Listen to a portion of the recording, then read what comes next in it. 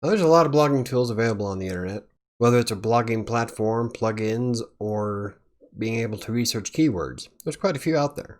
I'm Michael with WriterSanctuary, and today I want to look at 11 of my top free blogging tools you can use right now.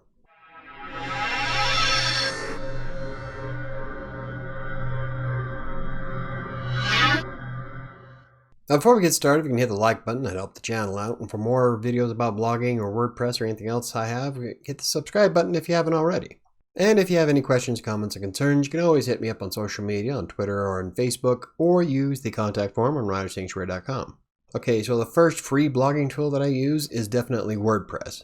Now, I'm not talking about the WordPress.com free platform. I'm talking about the actual software that you install on your web host. And yes, you do have to have a web host if you want to create a blog website from using WordPress.org, but it's worth it in the long run. So right now, my blog is bringing enough money to where they essentially pay for themselves, so nothing comes out of my pocket.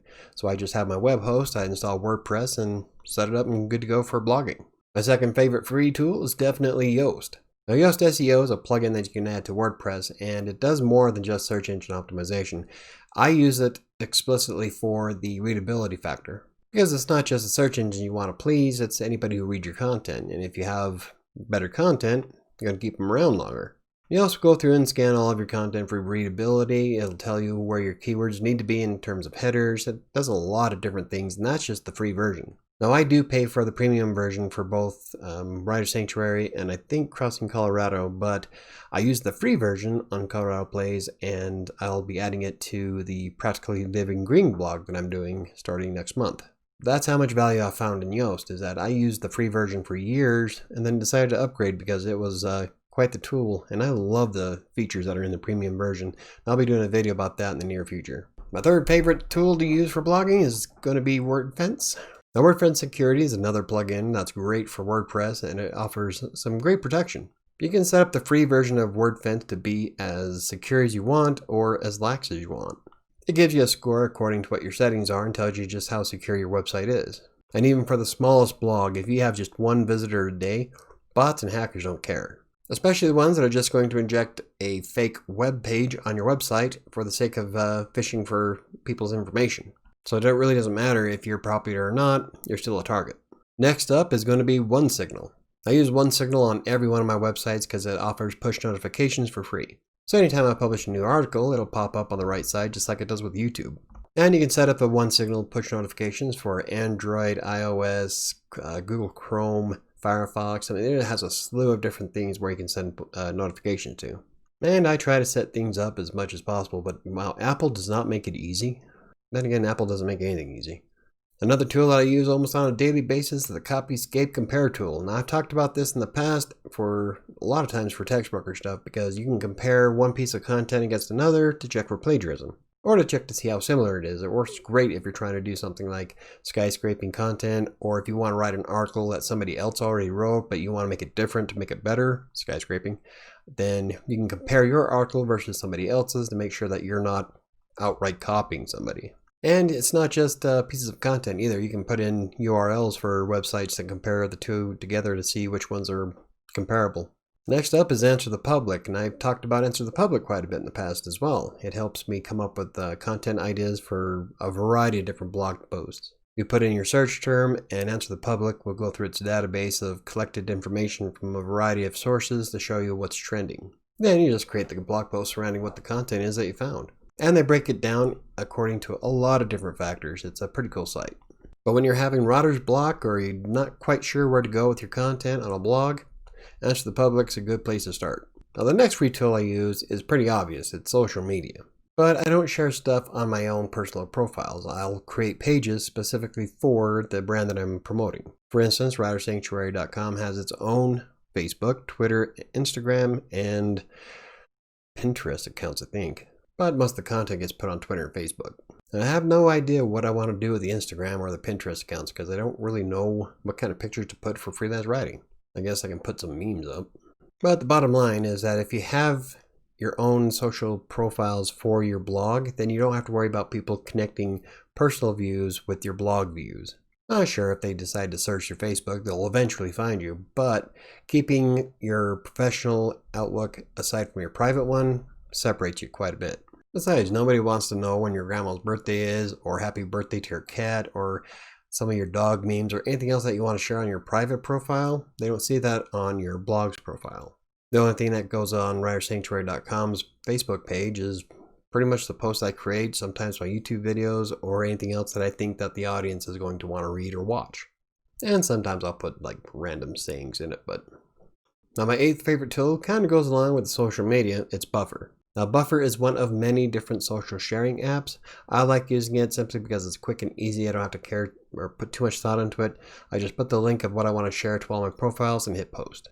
The free version lets you set up, I think, 30 different posts across all your different profiles. You can set up 3 social links at the time during a free profile. So right now in Buffer I have Twitter, Facebook, and in my LinkedIn profile. So I can schedule up any kind of content that I want to post.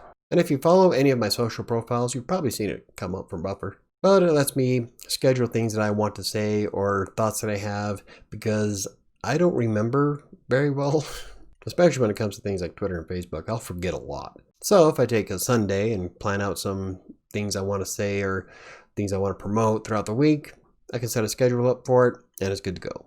My next favorite tool for blogging is going to be Grammarly Chrome extension. Now lately I've been playing around with Pro Writing Aid. So I'm kind of on the fence of which one I like more, but right now I have them both installed. And until I get the feel of Pro Writing Aid, I'm going to say that at this moment, Grammarly is definitely my favorite grammar checking app that I have installed on Chrome. This is because not only does it work with just about anything I do online, but it also works well with the WordPress editor. And since I'd say about 90% of my day is spent inside WordPress and not just on my own websites, but on everybody else's, having Grammarly there to help me proofread everybody's work is a blessing. And not every grammar checking app is going to be 100% flawless. So there's going to be issues where you come across and you'll have to use your own judgment. But for the most part, it's great. It finds all kinds of errors. Now, proofreading your own work is a little bit difficult, and that's only because your mind is already set on that's how it's supposed to be structured. And when you go back to it, like say 2 or 3 days later, you're going to find all kinds of mistakes that you're going to be embarrassed that you actually published. So I'm not really blaming my writers for a lack of proofreading, because sometimes it happens. It happens to me, and I've been doing this for almost 10 years. But when you have something like Grammarly installed in Chrome, it can help you go through it, find a bunch of errors even on your own, and fix a bunch of stuff. So it's a great free app to add to browser. The next favorite tool is Asana. Now, Asana helps me keep track of what I'm creating on the blogs and the YouTube channels. For free, I can set up to 15 people on my team, assign work, keep track of all the different schedules that are going on. And when you have a problem of remembering certain things like I do, then having something like Asana is great. I can just check off the tasks as I go and plan out all the stuff that I want to do, and I don't have to worry about trying to remember everything. And lastly, and probably another obvious one, is going to be Search Console. Out of all of Google's free tools, Search Console is probably one of the more prolific. It doesn't just show you how many visitors go to your web pages, it also breaks down how they find that content in the first place, how many times it appears in the impressions. You can check on the click-through rates and the positions of your article in terms of search, so you can tell which articles need to be worked on, what you need to revamp. Now, there's a slew of data that's in Search Console, and it's all for free, and it can help you build up one hell of a blog. And you can connect it to Google Analytics, so you can go through Analytics and see your Search Console information to an extent. It doesn't go as deep as Search Console does, but it will show you the search queries and what people are typing in to find certain pages. Personally, I just rather use the Search Console itself. I do have it linked to Analytics, but I'd rather dive deeper into that data. So that's my list of the top 11 free platforms that I use on a daily basis. Now, I know there's a ton of them out there that you can use, but this is my top 11. Now, I'm sure later on I'll probably create another list because things change so often. But for the most part, every one of these tools that I have in this list, I've used for quite some time. So what's your favorite free tool for blogging? Leave it in the comments down below. If I had to pick a favorite out of all of these, well, aside from WordPress, because a lot of these actually work in WordPress, I would have to go with probably a toss-up between Yoast and Search Console. That's only because both of these free tools have helped me create some amazing content for myself and my clients. So I really, really appreciate both of those.